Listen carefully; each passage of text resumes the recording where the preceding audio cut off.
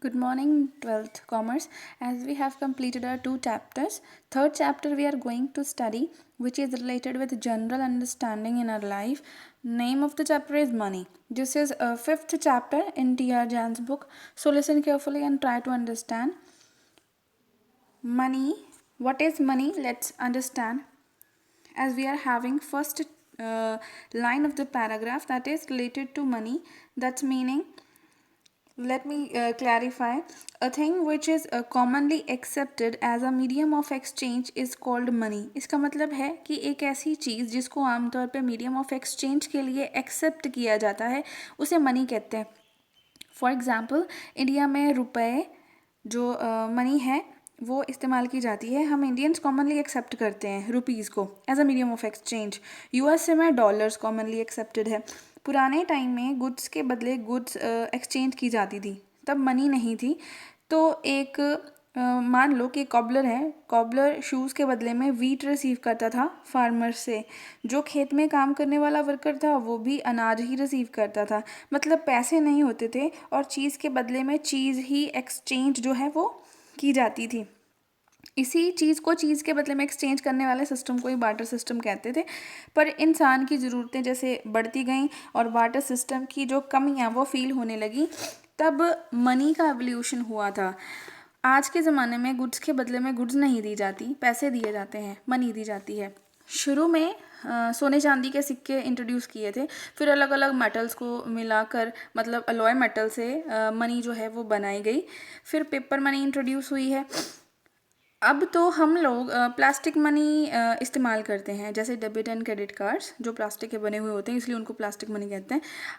अब ई मनी जिसको हम लोग इलेक्ट्रॉनिक मनी भी कहते हैं वो भी यूज़ करते हैं बैंक टू बैंक ट्रांसफ़र के लिए, या फिर हम इसे ऑनलाइन ट्रांजैक्शन भी कहते हैं.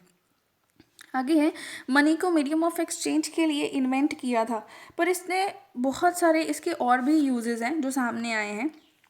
फर्स्ट है, money is used as a store of value. मतलब हम मनी को स्टोर कर सकते हैं सेविंग के रूप में. Second, money is used as a measure of value. Money को गुड्स एंड सर्विसेज की वैल्यू को मेजर करने के लिए भी इस्तेमाल किया जाता है. थर्ड, अच्छा ये मनी जो है मेजर ऑफ वैल्यू अगर हम बात करें तो एक एग्जांपल देती हूँ. जैसे एक शर्ट की कॉस्ट 1000 रुपीज़ है, तो शर्ट की वैल्यू को मेजर जो है वो मनी के साथ किया. Then third one is money is use as a standard for deferred payments. Money future payments, deferred payments मतलब फ्यूचर पेमेंट्स के लिए भी यूज़ होता है. जैसे कॉन्ट्रैक्ट प्रेजेंट में कर लेते हैं और जो पेमेंट है वो 1 महीने बाद होना है या 1 हफ्ते बाद होना है, तो ये मनी का ये भी एक काम है. आगे है particular definition of money. Definition of money, money is what money does. पैसा वही है जो पैसे के काम करता है.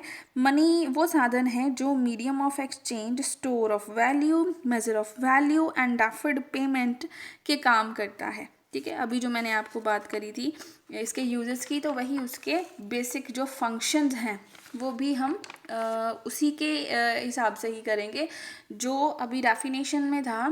Money is what money does. It is defined as instrument that serves as a medium of exchange, store of value, measure of value and standard for deferred payments. यही इसकी डेफिनेशन में भी आता है. यही अगर फंक्शंस की बात करें तो यही फंक्शंस भी होते हैं, और अगर यूजेस आए तो यूजेस भी हम इन्हीं चारों को कहेंगे.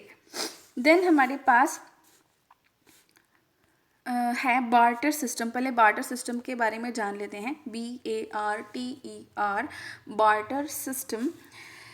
Okay, now come to this system. Barter system exchange का वो सिस्टम है जिसमें गुड्स एक्सचेंज की जाती हैं गुड्स के बदले में.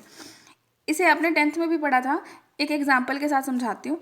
मान लो अगर आप फार्मर हो और आपके पास राइस पड़े हुए हैं एक्स्ट्रा, और आपको क्लोथ चाहिए. गुड्स को गुड्स के साथ ही एक्सचेंज करना है. अब आप ऐसा पर्सन ढूंढोगे जो आपको क्लोथ दे दे और आपसे क्लोथ के बदले में राइस ले ले. ये कितना मुश्किल है. आज के ज़माने में आप क्या करते हो? आप राइस को सीधा पैसे के बदले सेल करते हो, और जो पैसे मिलते हैं, जिसको राइस चाहिए आप उसको राइस देते हो, और जो पैसे मिलते हैं उन पैसों के बदले में आप क्लोथ खरीद सकते हो. मनी ने सब इजी कर दिया. अब मनी मीडियम ऑफ एक्सचेंज के रूप में काम करती है। पहले गुड्स ही होती थी, मनी नहीं थी, तो एक्सचेंज वाली ऐसे गुड्स के बदले में गुड्स एक्सचेंज करने वाली इकोनॉमी को C2C इकोनॉमी कहते थे, जिसको हम कहते हैं कमोडिटी टू कमोडिटी इकोनॉमी। ठीक है। अब बार्टर सिस्टम जो था पुराना, उसकी कमियां थी, उनकी शॉर्ट कमिंग की वजह से ही मनी का एवोल्यूशन हुआ था। तो पहले वो पढ़ लेते हैं कि इसकी कमियां क्या थी, डिटेल में पढ़ते हैं। फर्स्ट है डबल कोइंसिडेंस ऑफ वॉन्ट्स।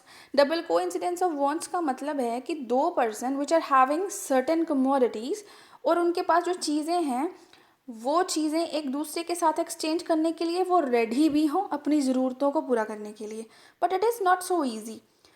अब बार्टर सिस्टम में जो कमोडिटी एक पर्सन को चाहिए वो ज़रूरी नहीं मिल जाए और दोनों पर्सन रेडी हों एक्सचेंज करने के लिए। ठीक है। पर मनी के एवोल्यूशन से ये इजी हो गया, डबल कोइंसिडेंस की प्रॉब्लम ही ख़त्म हो गई। मनी ने सेल एंड परचेज को अलग अलग कर दिया। आप एक पर्सन को अपनी गुड्स सेल करके उससे जो पैसा है वो पैसे से आपको जो चाहिए वो खरीद सकते हो। Then second one is lack of common unit of value. इसे एक एग्जाम्पल से समझते हैं। अगर आप बार्टर सिस्टम के टाइम में होते तो आपसे पूछा जाता कि आपकी कार की कॉस्ट क्या है, तो आप क्या बताते? नहीं बता पाते ना। तो अगर आज एट प्रेजेंट मैं आपसे पूछूं कि आपकी कार की कॉस्ट क्या है, तो आप बोलोगे 5 लाख या 10 lakh, what ever the is the cost. अगर पुराने टाइम में मैं पूछती तो आप नहीं बता पाते, क्योंकि तब आपको पता ही नहीं होता कि कार की कॉस्ट क्या है, क्योंकि आप अपनी कार को किसी हाउस, काउ या बफेलो से एक्सचेंज कर रहे होते, क्योंकि आप तो बार्टर सिस्टम में। तब कॉमन यूनिट ऑफ वैल्यू नहीं था, मतलब चीज़ों की कॉस्ट नहीं एस्टिमेट की जा सकती थी। अब मनी है तो it is possible that we can estimate the value of various commodities. Now third one is difficulty of future payments और कॉन्ट्रैक्चुअल पेमेंट्स। कॉन्ट्रैक्चुअल पेमेंट्स मतलब पहले कॉन्ट्रैक्ट करना फिर पेमेंट करना।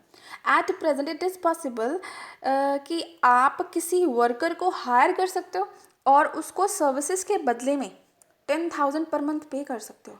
बार्टर सिस्टम के टाइम पे ये पॉसिबल नहीं था। बार्टर सिस्टम के टाइम में कुछ और गुड्स देनी पड़ती थी, जैसे चेयर्स, बेड, साइकिल और something else. It is difficult, but now with in one of money everything is easy. Then fourth difficulty was difficulty of storage of value, saving and transfer of value. What it means कि barter system में goods को store करके रखना पड़ता था, और ये बहुत मुश्किल भी था, क्योंकि गुड्स के बदले में गुड्स लेनी फिर उनको स्टोर करके रखना बहुत मुश्किल था। गुड्स को संभालने की कॉस्ट भी ज़्यादा होती है और ख़राब होने से नुकसान भी।